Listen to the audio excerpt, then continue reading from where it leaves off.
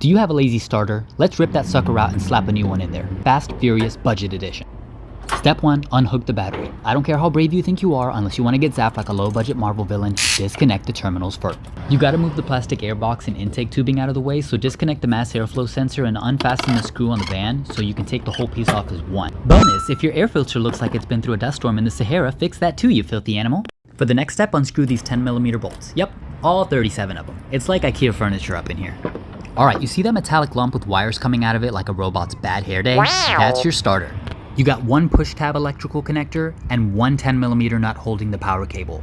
That one's the please start my car wire. Don't drop it into the engine bay or you'll meet your inner rage. There are two big 14mm bolts holding the starter into the transmission. Bust those out with a ratchet, maybe even a breaker bar if you're not feeling emotionally stable today. Now pull that bad boy out like Excalibur. Wiggle it a bit if it's shy. If it's really stuck, whisper sweet nothings to it or just give it a little get out of my life shake.